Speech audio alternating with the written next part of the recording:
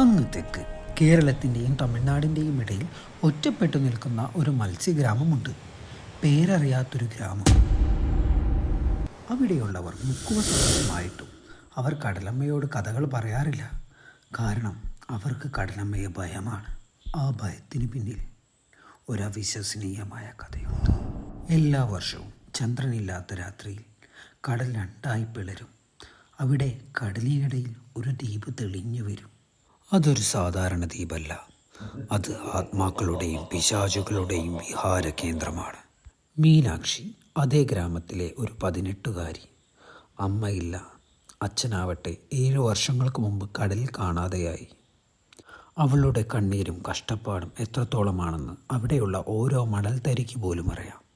ചന്ദ്രൻ എങ്ങോ പോയി ഒളിച്ച ആ രാത്രിയിൽ മീനാക്ഷി ആ കാഴ്ച കണ്ടു. അവളുടെ കണ്ണുകൾ അത്ഭുതത്താൽ നിറഞ്ഞു.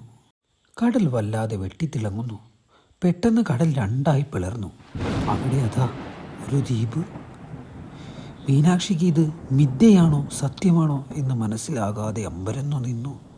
അവിടെ അവൾ കണ്ടു അവളുടെ അച്ഛനെ. അവളുടെ കണ്ണുകൾ സന്തോഷത്താൽ നിറഞ്ഞു. ദൂരെ നിന്ന് അവളുടെ അച്ഛൻ അവളെ കൈമാടി വിളിച്ചു. തൻ്റെ അച്ഛനെ കണ്ട ഒരു കുഞ്ഞു കുട്ടിയെപ്പോലെ അവൾ തൻ്റെ അച്ഛൻ്റെ അരികിലേക്ക് വേഗത്തിൽ ഓടുവാൻ തുടങ്ങി. അവൾ മുന്നോട്ട് പോകുന്തോറും കടൽ ഒന്നാവാൻ തുടങ്ങിക്കൊണ്ടിരുന്നു. പിന്നീട് ആരും മീനാക്ഷിയെ കണ്ടതേയില്ല.